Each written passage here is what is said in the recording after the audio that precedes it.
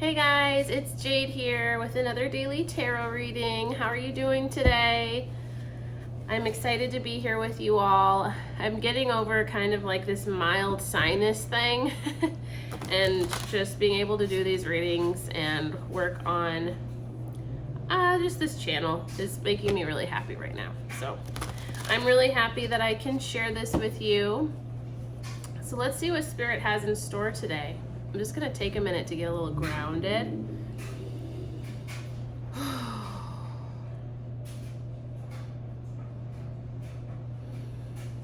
right, so Spirit guides of the highest truth and compassion, I invite you in. What is it that this beautiful collective of individuals needs to hear today for their highest good? What is it that they need to do, or where is it they need to go? Who is it they need to speak with? What is it that they need to say? Everything for their highest good. Thank you so much, Spirit Guides. I feel very gentle energy today. Like, just take it easy. Just take it easy. Maybe you need to hear that. Take it easy. My grandpa says that a lot. Take it easy. Take it easy. Yeah, just take it easy. When me and my mom, we like to go like a million miles per hour when we're speaking, or million seconds per, how would I even say that? Million words per second. Million words per second when we're speaking. And then we kind of like just trail off on each other, like I'll be like da da da da, and she's like da da da da da da, and then my grandpa's just like take it easy, take it easy. So maybe you need to take it easy. Maybe you need to take it easy. I wasn't expecting that story to come through.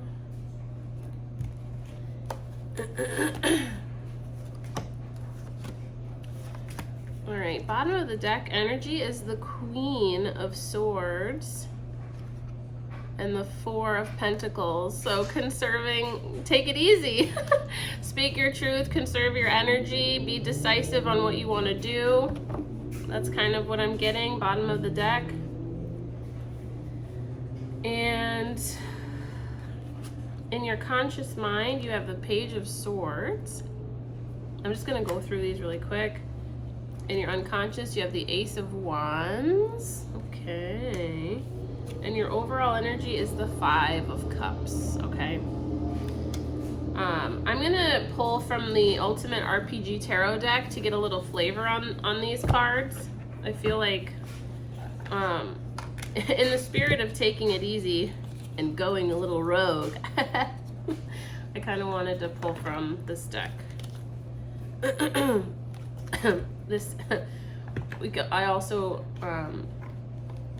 refer to this deck as Lady Sasha. So this is Lady Sasha's second time out on the big screen.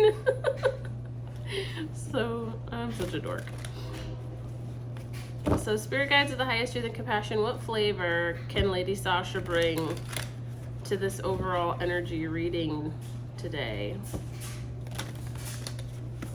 I feel like Lady Sasha is ready. She has something to say. I know that's been a message lately. I have something to say. She feels like she has something to say today. Don't you, Lady Sasha? Oh, bottom of the deck is the Eight of Cups and the Six of Cups. Lone survivor. Okay. So already I'm getting this kind of feeling of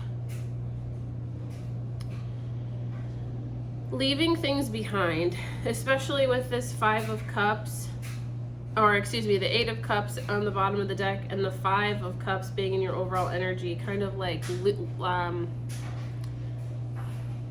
well, the Five of Cups is more about loss and grief and mourning. Oh my God, that's hilarious. We have the Page of Swords with the Five of Cups, okay? The Squire. And what's really standing out to me in this card today, this one right here, So we have a lady, and I don't know why, but their ear is kind of standing out to me, like kind of being open to new information is what I'm getting. Being open to changes. The other thing that's standing out to me is her fist, right down here. So this page is prepared. I feel like they're prepared for anything. They're prepared to defend themselves. They're prepared, I just got to fight for what's right. They're prepared to defend their position. They are prepared to communicate what is of the utmost importance to them. And the reason I'm adding communicate in here is because we're in the suit of swords right now. So the page is the level right after your journey from 1 through 10. So you've gone through some big lessons around the overall subject of your head and your heart, and knowing how to navigate subjects from your head and your heart space. And now we are getting into mastery. And this page, I feel like this page has something to say too. What is it? What messages am I getting from this page? I just got, don't come any closer. Don't come any closer. I have my sword. I'm ready to use it.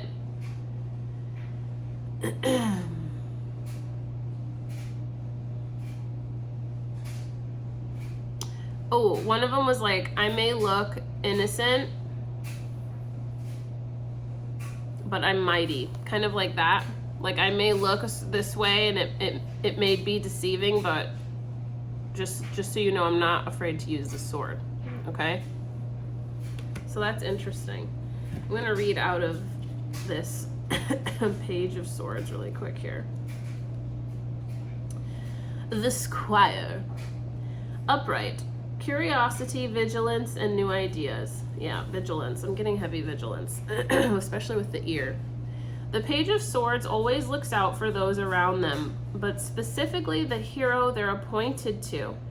You will need to notice small details and prepare for what might be coming. A little eavesdropping on enemy forces in game is not a bad idea. In real life, you may resort to social media stalking to make sure that your friends are not being ridiculed online. Okay. Well, I guess, so with the Page of Swords coupled with the Five of Cups, this tells me, and oh, I like this too, RPG keywords: perception check, gather information, and bluff.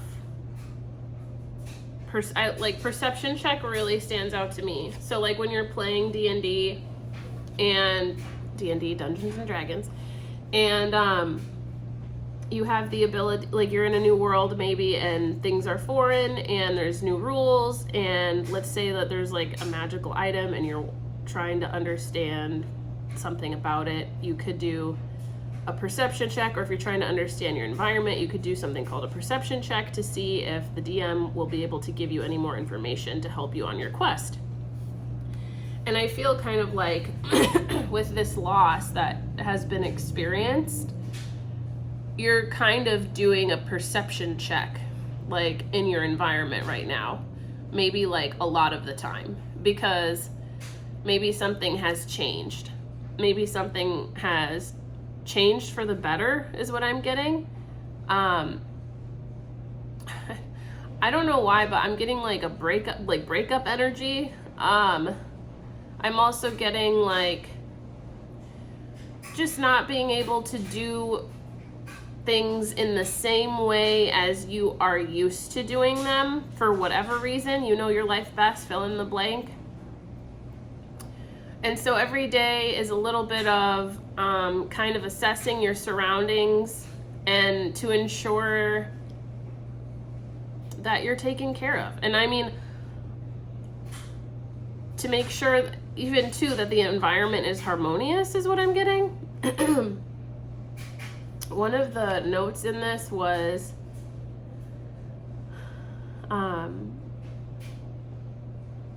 that the page is appointed to someone. And I am always going to be like a firm believer that like the page is appointed to you. You're the hero of your hero's journey. And so in the way that I'm reading this is something has, when I think of loss, I just immediately think of change too. Like something has changed. And don't forget that behind you are more blessings. Like maybe these are tipped over, but there are always things around you that can help support you. So this is a reminder of like, in your perception check, maybe don't get so hung up on what's gone.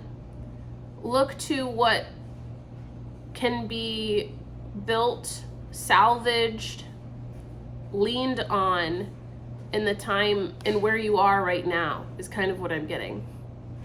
And be able to rely on yourself to make sure that you get what you need, which is interesting because our bottom of the deck energy was the Queen of Swords and the Four of Pentacles, which is heavy relying on you, your voice, your needs to conserve your energy, to conserve your resources. So this may be, and I just saw the Five of Pentacles right below that, this may be a hard time that you guys are going through right now. And just know that I'm really glad we can share this time together, and I've had my fair share of hard times too, so you're not alone, okay? So that's kind of the overall energy, is being able to stand up for yourself is what I'm getting, really. Stand up for yourself and not only focus on what's not there or what's changed. Being ready for anything, really. In your conscious mind, so excuse me, we have the Page of Swords again, right? So a heavy Page of Swords energy coupled with Judgment. And this is an interesting Judgment card. So this is called Session 0, which reminds me of kind of like starting over, like starting from the very beginning, like making new rules. Ooh, making new rules is really kind of coming across right now. Making new rules. Participate the way you want to participate. Like, participate in whatever this thing is that is new and kind of foreign in the way that honors your soul and your beliefs and your values and your personal power, things like that. And I get, even with this card, I get a heavy sense of collaboration. Like, the Judgment card in the Rider-Waite Tarot is very like official. There's an angel with this trumpet, and there are people rising from the dead to meet this judgment. And this, while we have a person in the clouds, it kind of seems like,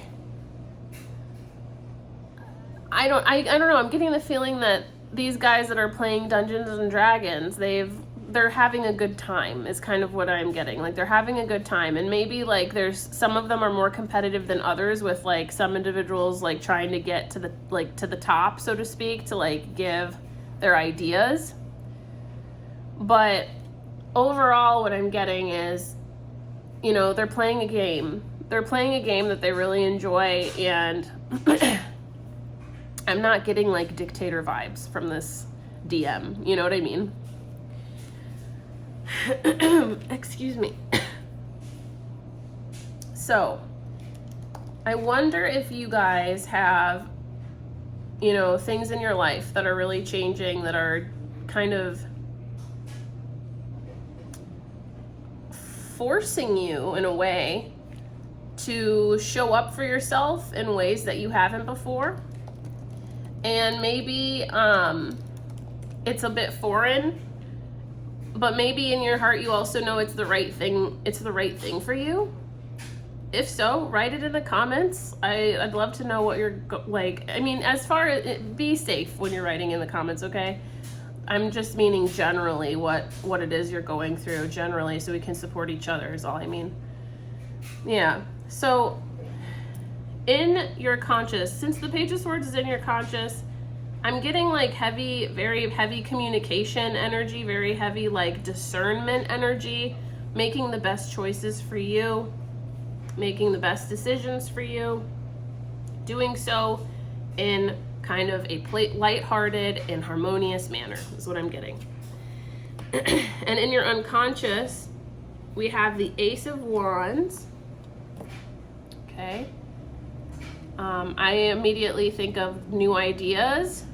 The wands. So wands are, this is our first element of fire, actually. Our first element of fire. We have a lot of air, and we have some cups. But mostly air. So a lot of thought is happening right now. And it's coupled with the Eight of Swords, okay?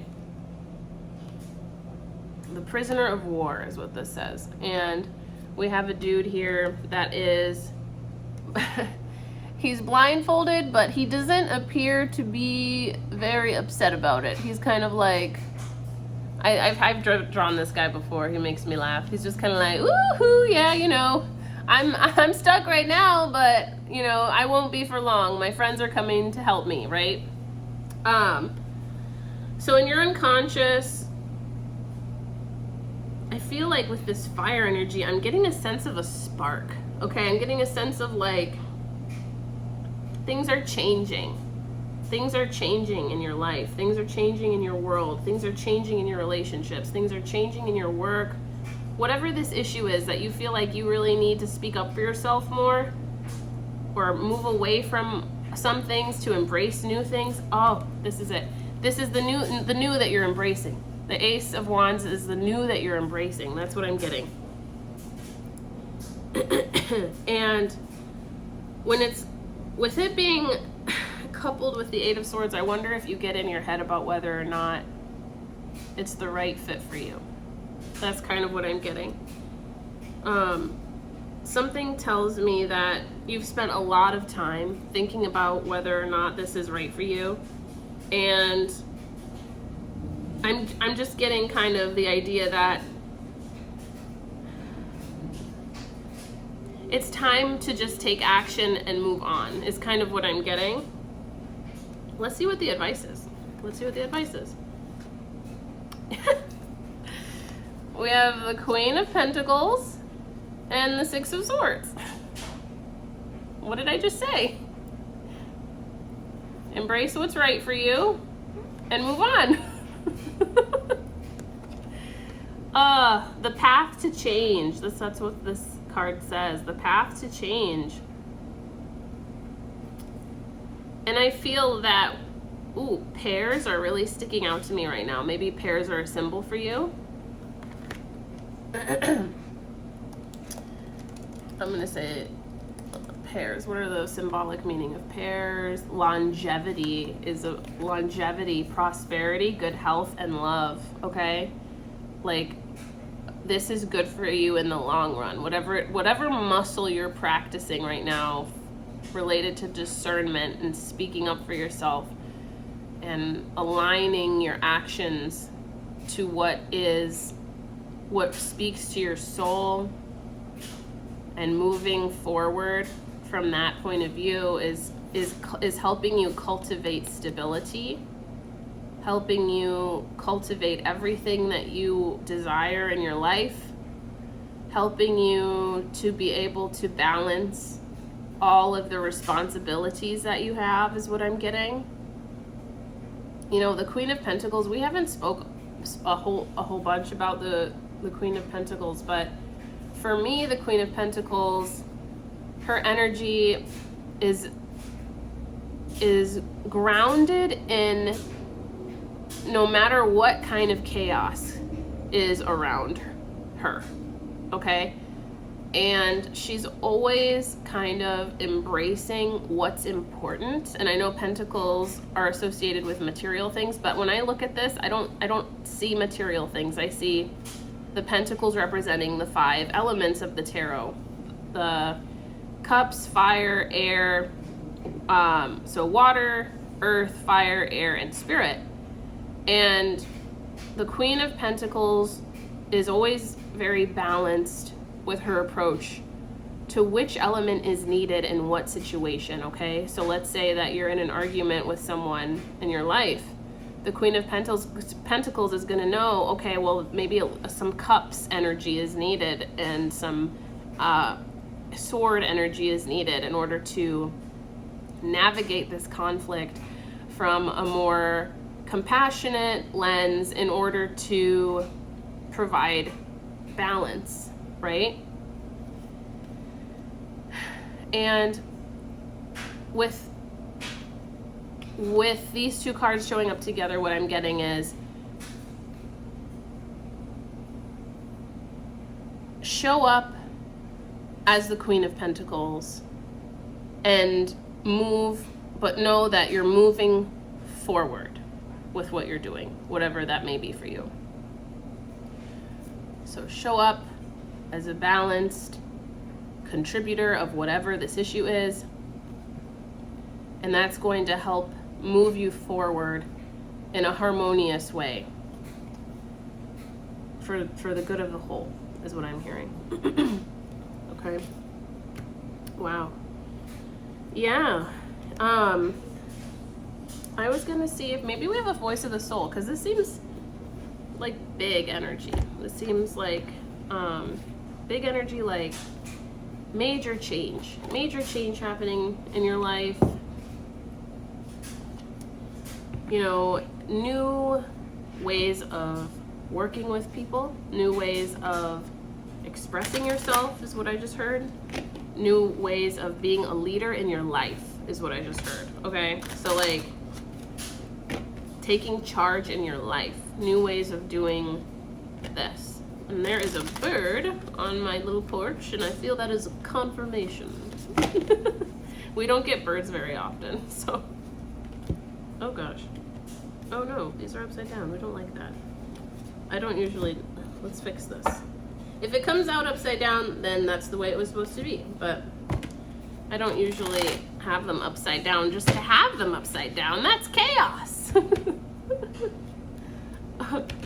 And maybe there's something to be said about that. I don't know. Maybe there's something to be said about that. Embrace chaos. All right, spirit guides of the highest truth and compassion. What is it that this beautiful collective of individuals needs to hear today for their highest good, related to moving on, defending themselves, speaking up for themselves, embracing Queen of Pentacles energy in disarray, disharmony, chaos? What else do we need to hear today for their highest good? Thank you so much.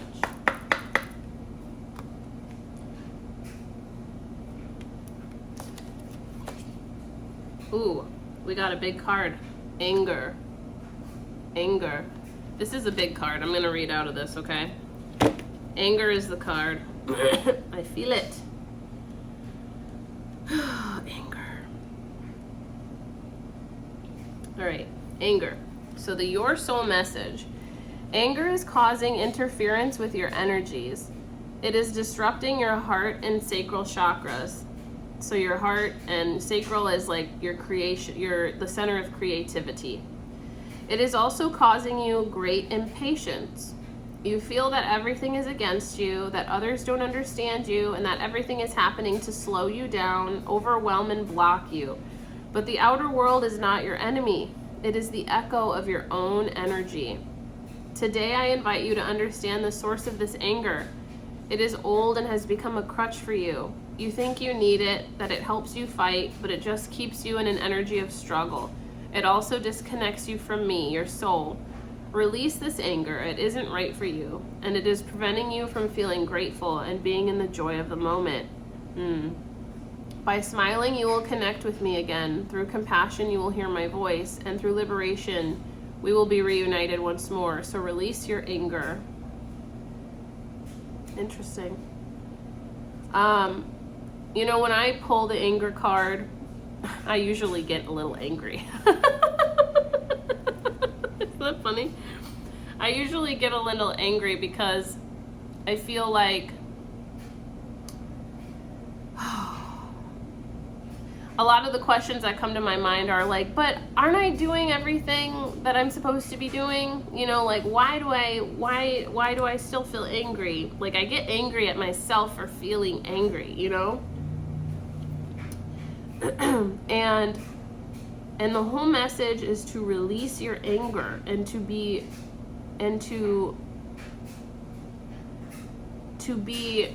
grateful for what you have while moving towards your dream, essentially. And, you know, anger is it does affect your sacral chakras and your heart chakra because it kind of blocks anything from coming in. So take that as it resonates, you guys. Sometimes I know I have a tendency to lean on my anger as this way of feeling like it's helping me defend myself, but maybe there's a different way. Maybe if we move through our anger by journaling or however you decide to do that, boxing or whatever activities you guys like to do, and we see life for what it is in the present moment, we can open ourselves up to more love, to change, to seeing things differently, opportunities that would help us change. So take that as it resonates, okay? I'm going to pull one more. Ooh, I almost feel like I want to look at this too, the yamas and niyamas. I feel like something really good is to be said with anger. Let's see. Spirit guides of the highest truth and compassion, do we have any yamas and niyama information that would be good to help us process all of these feelings related to standing up for ourselves and our feelings in our waking life? Ooh, okay. Aparigraha came up. So aparigraha is non-possessiveness, okay? And the page in particular was, what we possess possesses us, like anger. If we possess anger, it possesses us, right? I'll read a little bit of this here, or like maybe a page, this page that came up. When I went through a tough divorce with 2 small children, oh wow, I decided then and there that I would never need anyone again. I got a lot of like feedback that maybe this is gonna hit home for some of you guys. Unconsciously, that decision began to work on me in ways I didn't recognize. I would refuse to ask for help or to accept help when it was offered. I refused to let myself be tired or to rest. I refuse to be anything but invincible, right? Yeah, it's like using anger as a crutch almost, like, you know, like you think I need someone? I don't need anyone. I can do this all on my own. I haven't been there at all before. Just kidding. I think we've all been there. I was never going to find myself that vulnerable again. It was decades later that I began to realize the havoc that my attachment to this image of myself was having on my life. I was wearing myself out and wearing out everyone around me. I couldn't stop because if I stopped, I might feel that sense of helplessness again. I was holding on to an image that was in turn holding on to me and keeping me in bondage. Ooh, yeah, kind of like we pulled the devil card recently, like something you're attached, something in your conscious mind being attached to something, whatever that is, like in bondage with something. That's all that it reminded me of. The play and spontaneity and fun in my life were becoming almost non-existent. Yes, because this anger is taking over. Invincibility was eating all the joy out of my life. Anything we cling to creates a maintenance problem for us. The material items that we hoard, collect, buy because they are on sale, or take because they are free, all take up space and demand our attention. Storage boxes and sheds become an easy way to fool ourselves. Subtle attachments come in the form of our images and beliefs about ourselves.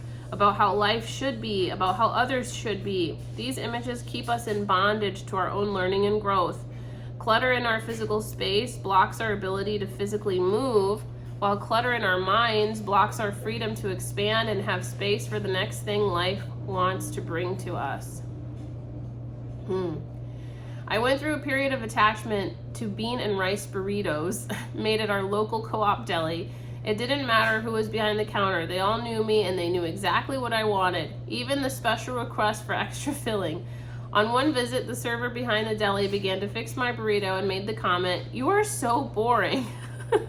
Another time, when I was particularly craving my usual, I stopped at the deli in full anticipation of the upcoming indulgence, only to find out they were all out of bean and rice mixed burritos. Uh-oh. I was irate and devastated. In that moment, I witnessed the severity of my attachment when I was unwilling to substitute another kind of burrito, instead choosing to have my day ruined. What I was holding on to was holding on to me. Attachments ruin our day when they aren't fulfilled. Ooh, does that happen to you guys at all? Write it in the comments if it does. Let's just like share this together. This is some hard shit. Let's share it together. Attachments make us boring, and attachments keep us blinded to the smorgasbord of new opportunities around us. The word attachment can be traced to a root word that means to nail. Attachments are like nailing ourselves to our need for someone or something to continue to be the same and to always be there for us in the same way. Yes, this is all about this reading, you guys. Very much like things were one way and now they're going a different way, and there's this feeling of loss and this need to speak up for yourself. Let's see. Attachments are like nailing ourselves to our need for someone or something to continue to be the same and to always be there for us in the same way. When we nail ourselves to our needs for others, to our feelings, our roles, our agendas, our pleasures, our identities, we become more like rats in a maze than free human beings. Or we become more like those two people in the devil card, right? Wow, this really hit home for me. There's just so much here.